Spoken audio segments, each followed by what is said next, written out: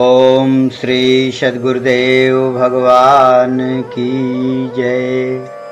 मानस बोध भाग 2 खष्ट सोपान लंका कांड। ओम तत्सदात्मने नमः। लव निमेख परमाणु युग बरस कलप सर चंद। भजसि न मन तेहि राम को काल जासु को दंड। सिंधु बचन सुनि राम सचिव बोली प्रभु अस कहव। अब विलंब के ही काम करहु सेतु उतरय कटक। गोस्वामी जी कहते हैं कि अरे मन, उस राम को क्यों नहीं भजते जो काल रूपी धनुष को धारण करने वाला है और लव निमेख दिन महीना वर्ष युग आदि छोटे बड़े बाणों को उस धनुष पर चलाता रहता है।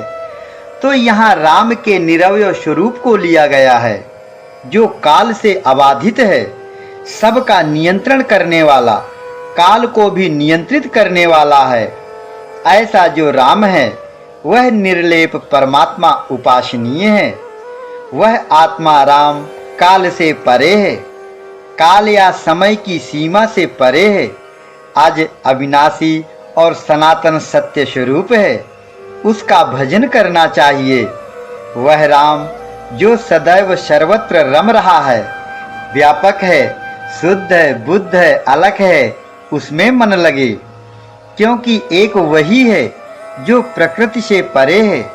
गोस्वामी जी कहते हैं, तात राम नहीं नर भूपाला, भुवनेश्वर कालहु कर काला। स्पष्ट कह दिया कि राम कोई राजा नहीं है, राम तो उस परमात्मा का नाम है जो प्रकृति से परे है। लेकिन राम का यह अव्यक्त स्वरूप जल्दी समझ में आता नहीं, इसलिए भगवान के प्रेमी लोग ज्यादातर स्थूल तौर तरीके से अपनी भावनाओं को समर्पित करते रहते हैं और आगे प्रगति नहीं कर पाते। तो भी अपनी स्थिति परिस्थिति के अनुसार परमात्मा से लगाव बना रहे, यही बहुत बड़ी बात है। हाँ, तो जब समुद्र ने बताया कि नल नील की सहायता से सेतु बन सकता है, तो फिर राम की आज्ञा से सुग्रीव ने बंदरों को लगाया सेतु बनाने में। तो इस संसार से ही सब जानकारी लेनी पड़ती है।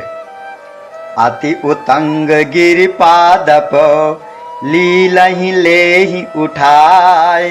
आन देहि नल नीलहि रचहि त सेतु बनाए।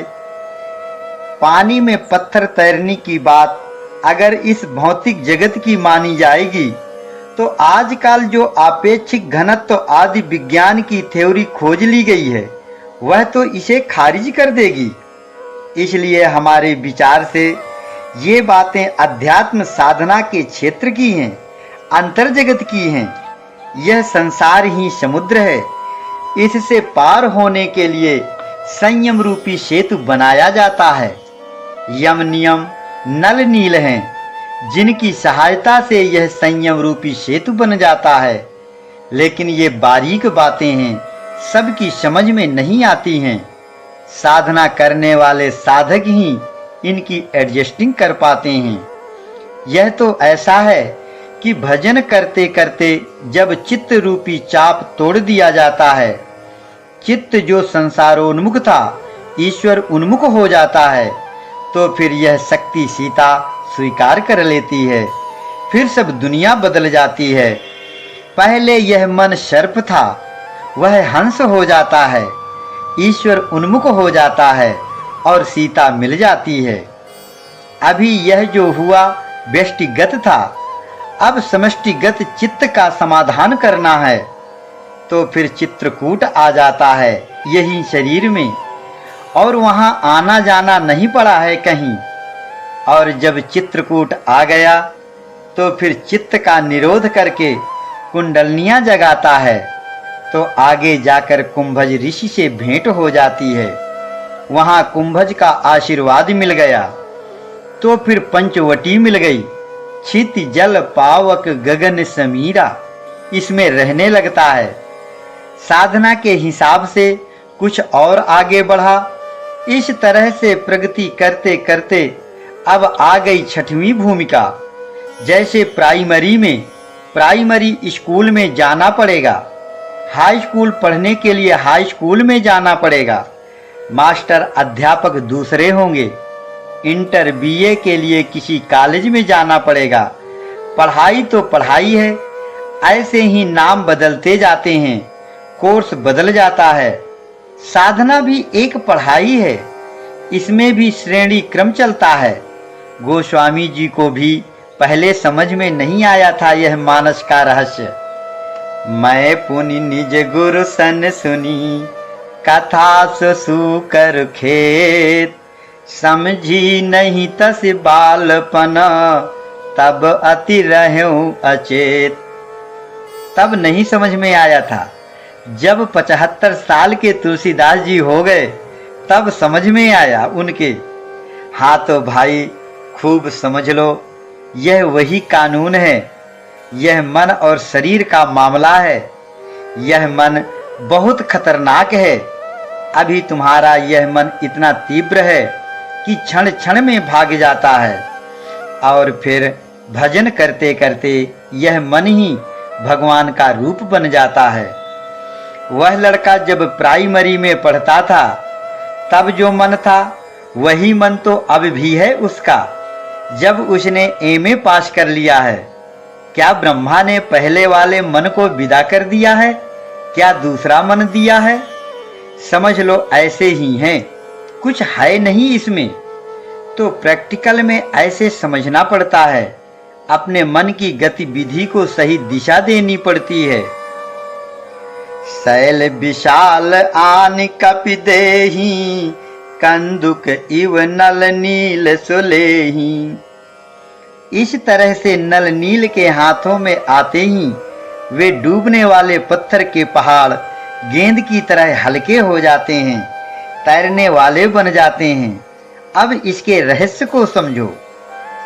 यह जो संसार रूपी समुद्र है, विषय रूपी पानी है, इसमें ये पाप रूपी पत्थर हैं जो इसमें डूब जाते हैं। विषय और पाप परस्पर लीन हो जाते हैं। लेकिन यहाँ है नल और नील, यम और नियम। यम नियम त्याग, मौन, देश, काल, आसन, मूलबंध, देह की क्षमता, नेत्रों की स्थिति, प्राणायाम, प्रत्याहार, धारणा, ध्यान और समाधि, ये 15 योग के अंग हैं। ये सब साधक के अंदर सजातीय पार्टी के बड़े बड़े योद्धा हैं। इनके बलबूते यह साधना रूपी लड़ाई लड़ी जाती है। यम और नियम ये दोनों हैं नल नील। ये बड़े भारी योद्धा हैं। ये अगर चाहें तो पाप रूपी पत्थर को ट्रांसफॉर्म करके पुण्य रूपी पत्थर बना सकते हैं। जब पुण्य बन गया तो फिर वह विषय में नहीं डूबेगा, उसे स्वीकार नहीं करेगा, जो अविद्या जनित हैं संस्कार। यम नियम की साधना के द्वारा ट्रांसफॉर्म होकर विद्या जनित संस्कार बन जाते हैं। जब हम पुण्य करेंगे तो इंद्रियों का संयम करेंगे। इस तरह से संसार रूपी समुद्र में विषय रूपी पानी के ऊपर संयम रूपी सेतु पुण्य रूपी पत्थरों से बन जाएगा। तो फिर हमारी ब्रह्म ज्ञान की समझ रूपी बानरी सेना पार हो जाएगी। यह है इसका सिद्धांत। अगर बन जाए तो बना लेना चाहिए। अब आज लोग रूढ़ी बना लिए, चलो चले गंगा जी से जल ले आएं, चलो रामेश्वर में गंगा जल चढ़ा आवें तो हमें मुक्ति मिल जाएगी। तो यह गलत अर्थ है। सही अर्थ यह है कि जो यम नियम से रहेगा, संयम करेगा, पुण्य आचरण करेगा, समझ से काम लेगा, वह साधक संसार समुद्र को पार कर लेगा, तब मुक्त होगा। यह प्रैक्टिकल करने से होगा। भजन साधन करने वालों को ये बातें समझना चाहिए। देखी सेतु अति सुंदर रचना, बिहसी कृपा निधि बोले बचना, परम रम्य उत्तम यह धरनी, महिमा अमित जाय नहीं बरनी। करी हूँ यहाँ शंभु थापना, मोरे हृदय परम कल्पना। भगवान राम शंकर जी की स्थापना करते हैं, गुरु के रूप में उनको मानते हैं और अपने नाम से उनका नामकरण कर दिए रामेश्वर। तो शंकर की स्थापना अब तक कहीं होती है तो उसका नामाचार करते हैं। शंकर भगवान इस जगह गुरु रूप में हैं। शरीर की जितनी प्रक्रियाएं हैं इस संसार में, जिसके लिए यह आया है, इंद्रियां विषय के लिए आई हैं, हाथ काम के लिए हैं, आंख देखने के लिए, कान सुनने के लिए, नाक सूंघने के लिए, मुंह खाने के लिए, वाक बोलने के लिए है। वह तो करना ही पड़ेगा, प्रकृति का नियम है। लेकिन इसमें इनके देवताओं को पकड़कर ऋषियों ने ऐसी कला निकाल दी कि समझ से काम लें तो इस संसार में रहते हुए संसार से अलग हो जाएंगे, जैसे परमात्मा संसार में रहते हुए इससे अलग रहता है। परमात्मा बर्फ में है और ग्लेशियर में है, सब में पानी के रूप में है। संसार बर्फ है और ईश्वर पानी है। बर्फ में पानी ही तो है, तो परमात्मा ही संसार में है। यह जो संसार है यह होते हुए भी नहीं है। यह मकान है, दिखाई दे रहा है, लेकिन होते हुए भी असत्य है। इस कारण से इसे झूठा कहते हैं। इसका कुछ आधार नहीं है। जैसे बर्फ का आधार कुछ नहीं है, यह परमात्मा रूपी पानी ही संसार रूप बर्फ बनकर दिखाई पड़ता है। इसमें हमारी कल्पना बन जाती है, प्रवृत्ति बन जाती है। इस बर्फ में कुछ है नहीं पानी के अलावा, इसलिए पानी ही है, चाहे बर्फ के रूप में हो चाहे पानी के रूप में हो। परमात्मा ही परमात्मा तो है। इस तरीके से यह शरीर जो है, इसमें अनुगत चेतन का प्रतिबिंब शंकर है। उनकी राम ने स्थापना किया। इन्हीं के आशीर्वाद से उसका जो टारगेट है, जो उसका लक्ष्य है, वह पूरा हो जाता है। इस तरह से भगवान राम ने शंकर की स्थापना की, ऋषियों को लाकर पूजा प्रतिष्ठा कराई और फिर पार गए। जे रामेश्वर दर्शन करी हहीं, ते तनु तजी मम लोक सिधरी हहीं। जो गंगा जल आन चढ़ाई, सो सायुज्य मुक्ति नर पाई। जे रामेश्वर दर्शन करी हैं, जो अपने आत्मस्वरूप को प्राप्त कर लेगा, जो रिसर्च करके पहुंच जाएगा साधना करके, वह सायुज्य मुक्ति प्राप्त कर लेगा। और गंगा जल क्या है? यह शशि मंडल से निकलने वाला अमृत है। जब हम श्वासा का जाप करते हैं बहुत समय तक, और फिर ध्यान की तन्मयता में जो आनंद रस मिलता है, उसे अमृत कहा है संतों ने।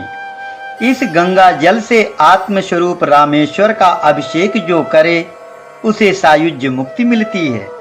वह आत्मस्वरूप में समाहित हो जाता है।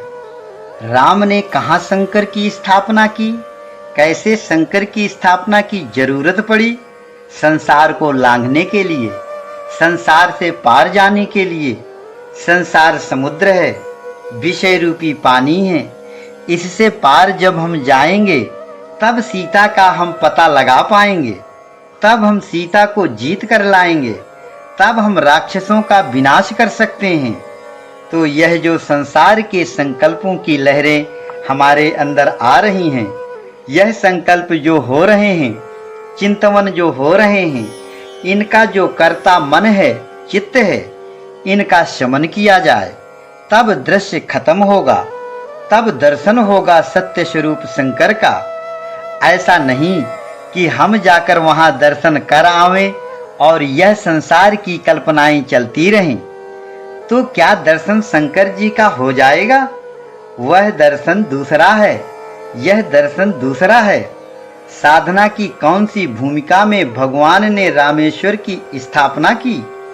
पंचम भूमिका के ऊपर जब साधक की गति हो जाती है तो अच्छी तरह से संशोधित सद्गुणों को अपने अंदर धारण कर लेता है। ये सब बंदर आ जाते हैं और अपनी सूरत को ईश्वर में लगा लेता है, ईश्वर से संबंध स्थापित कर लेता है।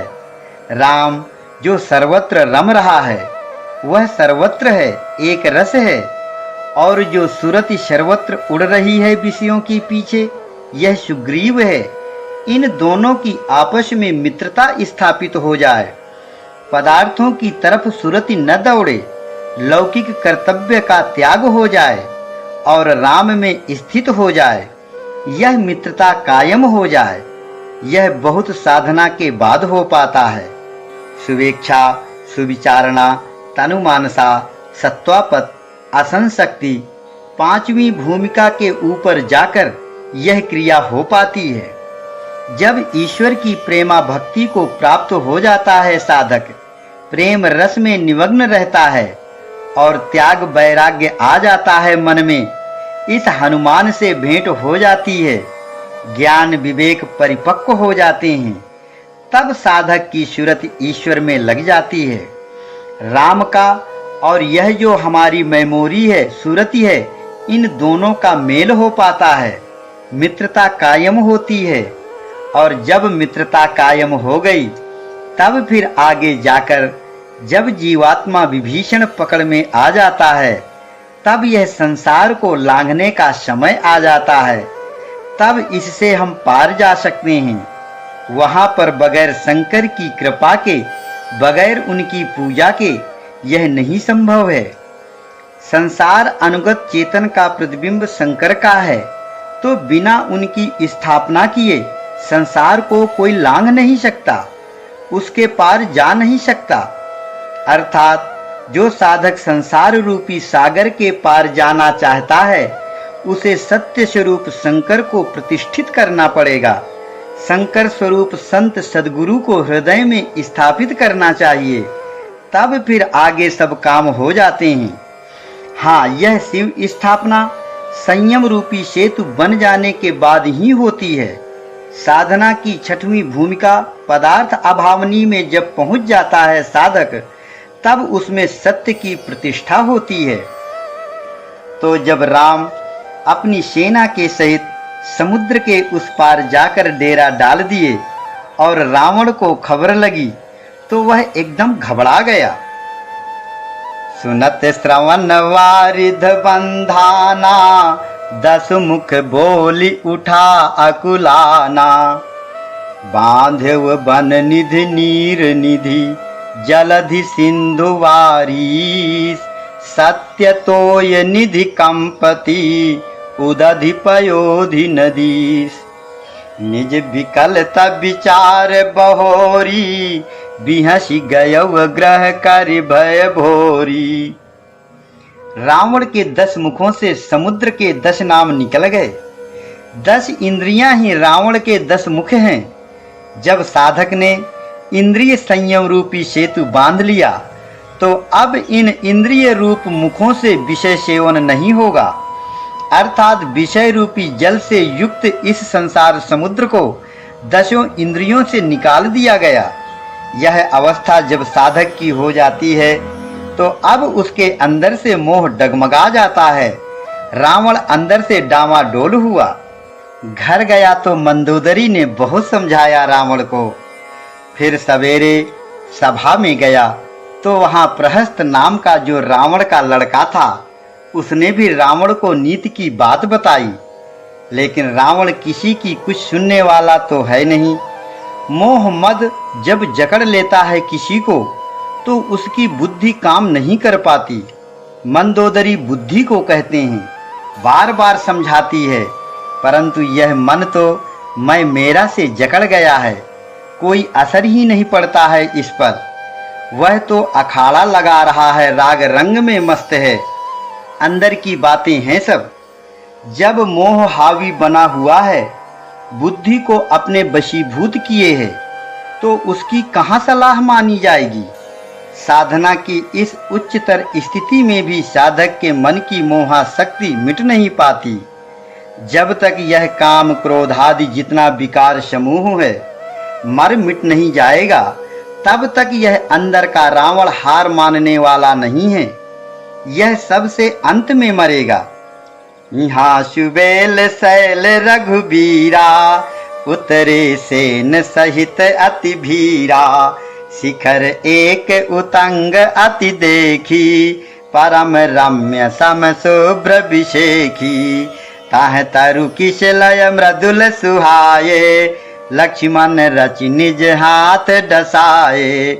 तापर रुचिर मृदुल मृग छाला, तेहि आसन आसीन कृपाला। प्रभु कृत शीस कपीस उछंगा, बाम दहिन दिशि चाप निशंगा। दुहु कर कमल सुधारत बाना, कह लंकेश मंत्र लगी काना। बड़ भागी अंगद हनुमाना, चरण कमल चापत विधि नाना।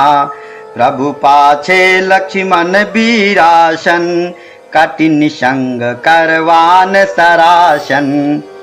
एहि विधि कृपा रूप गुनो, धाम राम आसीन। धन्य ते नर यही ध्यान जे, रहत सदा लय लीन।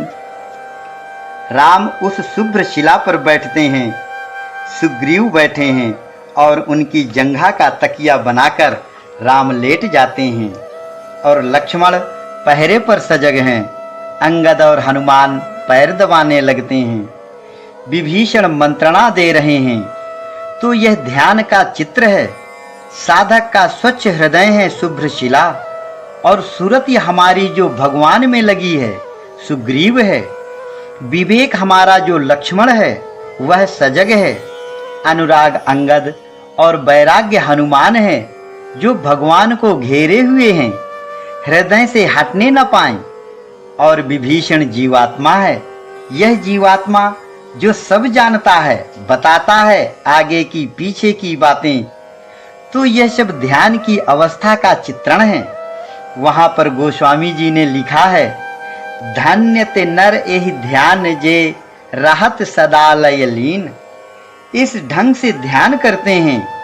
निर्मल हृदय रूपी शुभ्र शिला पर भगवान को बैठा लें। सुरति उनसे जुड़ी रहे और कंटिन्यू अनुराग बना रहे। वैराग्य विषयों की ओर न जाने दे मन को। भगवान से मन हटने न पावे। सुरति बिल्कुल लग गई है, भगवान से वह हट नहीं सकती। और विवेक जो है लक्ष्मण, वह लगा है कि कोई विषय संबंधी विचार विजातीय अंदर प्रवेश न कर जाए। यह रक्षा कर रहा है। ऐसे जब ध्यान में लीन हो जाए, ध्यान जब दृढ़ हो जाए, तन्मयता आ जाए, तब सब ठीक हो जाता है। अगर तुम्हारा 50 पैसे ध्यान लगता है तो 50 पैसे में तो राक्षस घुसे ही रहेंगे। 80 पैसे लगने लगा तो कुछ उधर निराशा होगी राक्षसों में, और 90 पैसे ध्यान लगा तो वे विजातीय सब मरने लगेंगे। और जब 100 पैसा ध्यान हो जाएगा तो ये राक्षस मरे ही हैं। तो यह ध्यान कब होता है? संयम के बाद, सेतु बंध के बाद। समुद्र रूपी संसार का हर प्रकार का कर्जा जब चुकता हो जाए, तब साधक ने ध्यान दृढ़ किया तो मानो ये सब विकार फिर जर्जर हो गए। ओम श्री सद्गुरुदेव भगवान की जय।